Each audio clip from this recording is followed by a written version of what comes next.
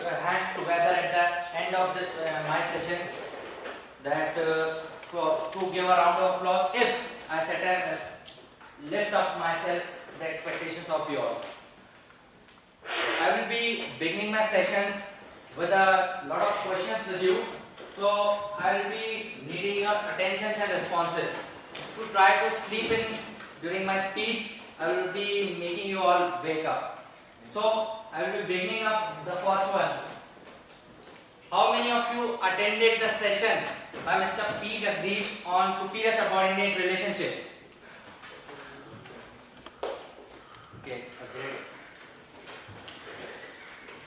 Did you all remember that sir played a video clip of the movie Shri 420? Yes. What did the great showman of the film industry use to attract a large mob of people, which was being addressed by a political leader? Roti. Yeah, that's correct.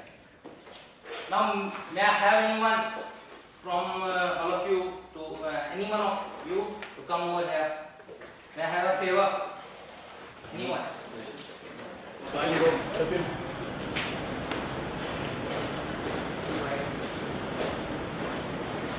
High income farmers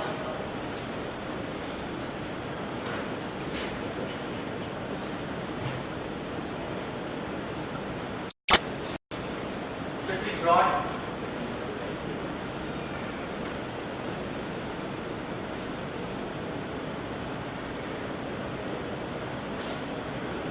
into income tax bracket.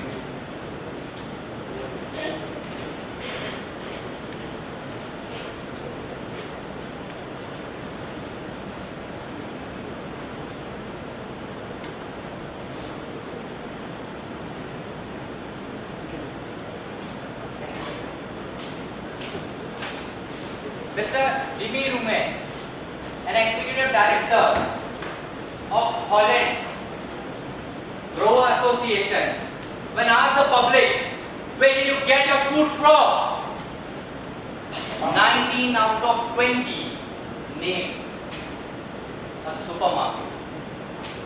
When I also read it, I was a little bit confused. Later, then Mr. Rume says that our association gets the food from the farmers. Farmers who farms somewhere in the world. Can you name the three basic needs of each and every common man? The most essential and the basic needs.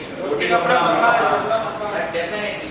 Have you watched the movie Roti Kapda Makan of Mr. Manoj Kumar? Yes. How many of you have watched this movie? I have watched it. Said it, you haven't watched. So believe me, trust me, you should watch this movie to know the importance of roti, the food in the life of a common man. The farmers provides the most and the basic essential need of a common man. They want to charge, want to brought the farmers to the income tax bracket. For a second, let them do this. Let them charge the high income farmers the tax, but they cannot escape from its circumstances. They have to face it. The low income farmers will suffer due to this. How? Because these high income farmers have a large acres of lands which the low income farmers use for their agriculture purposes. This is going to make poor more poorer.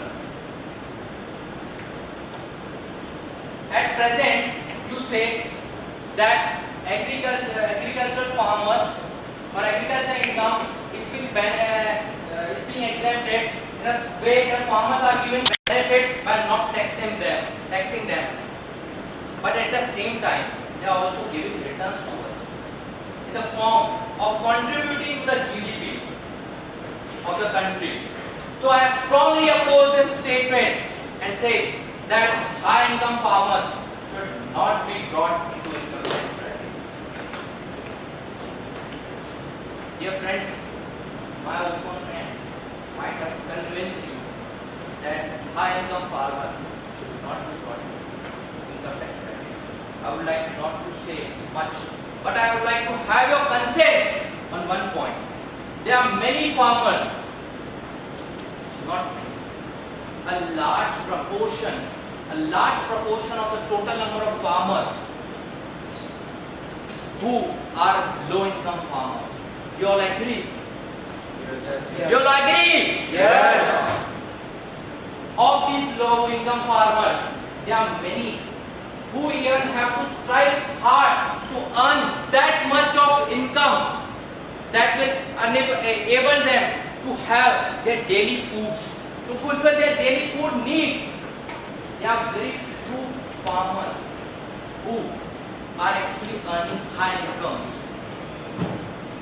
These are the persons who are called the farmers for the namesake only. You will find them having luxury cars, big bungalows, spending times with their families in big and reputed hotels of their cities. Government announces benefits for the farmers in the form of tax exemptions, minimum support prices, giving subsidies to them, waiver of loans to protect their interests, to give initiatives, incentives to them. If you see this statement in a broader way also, the basic motive of the government has always been to provide the benefits to the needy, that is the low income farmers. So I want to support that the low income farmers who are the ultimate needy of these benefits should only receive it, and the high income farmers should be brought into income tax bracket. I would like to give one of my suggestion.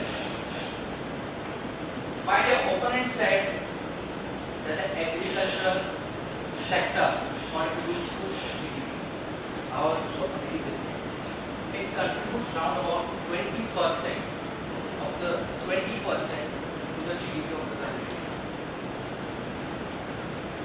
Don't you think that India needs a growth in the industrialization also? Yes.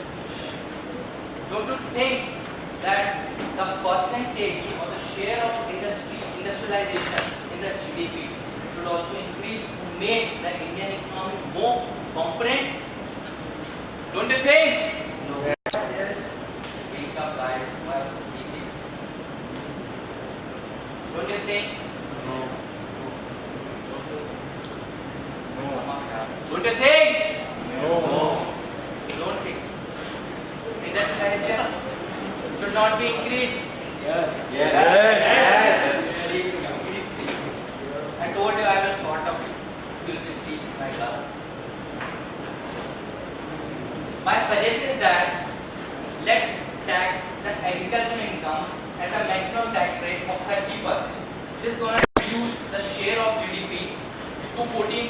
That's a 6% will go to government.